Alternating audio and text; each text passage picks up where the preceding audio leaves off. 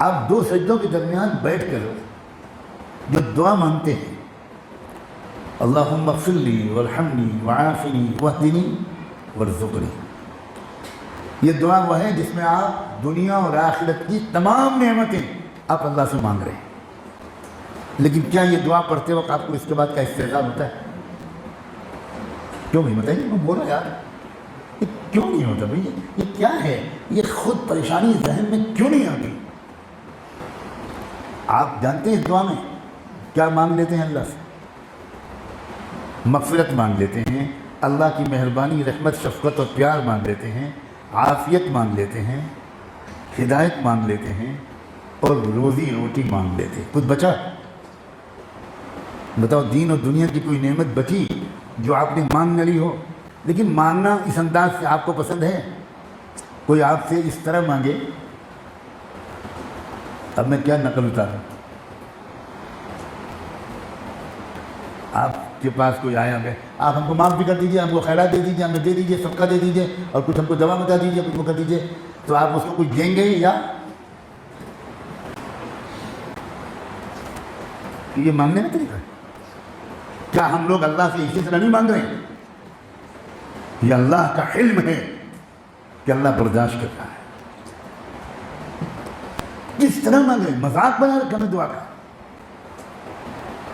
ایک بچہ اپنے باپ سے کاپی دے دیجیے، کتاب دے دیجیے، پینسل دے دیجیے، قلم دے دیجیے، بس اسکول کا بیگ دے دیجیے، تو وہ کہے گا یہ سب تو بعد میں ملے گا، پہلے 3 عدد تھپڑ ملے گا۔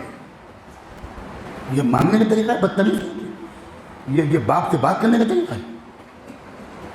آپ گئے اسکول کے پرنسپل کے بعد چھٹی دے دیجیے، منڈے کی دے دیجیے، سنڈے کی دے دیجیے، فرائیڈے کی دے دیجیے، تو وہ کہے گا جاؤ وہ کھنا، وہ کھمن لال چپراسی طرح بند، اس کو باندھو، اس کے کپڑے اتارو اور اس کو کھمبے سے باندھ دو۔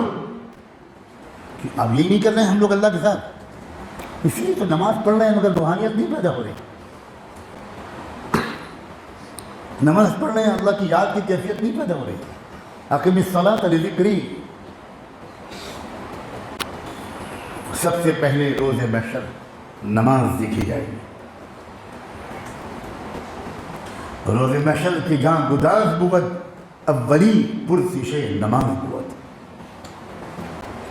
اللہ تعالیٰ کہیں گے بس نماز دیکھ لو۔ اگر اس کی نماز صحیح ہے تو اللہ تعالیٰ کہیں باقی چیزیں دیکھنے کی ضرورت نہیں، جس کی نماز صحیح ہے اس کی زندگی صحیح ہے، اس کی جنت میں ہے۔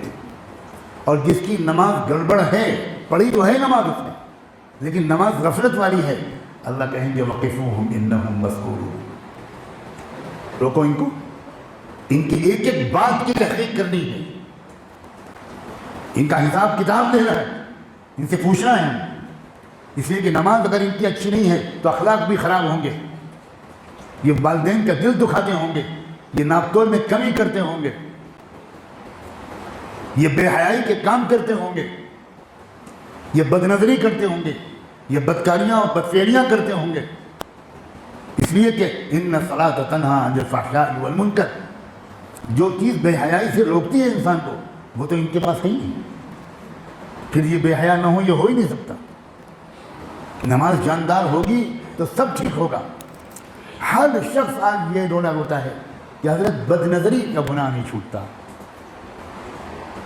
نظروں پر میرے قابو نہیں۔ ارے میرے پیارے، تم نہ نماز پر محنت کرتے ہو، نہ معمولات کی پابندی کرتے ہو، اور پھر کہتے ہو کہ مجھ سے گناہ نہیں چھوٹتے۔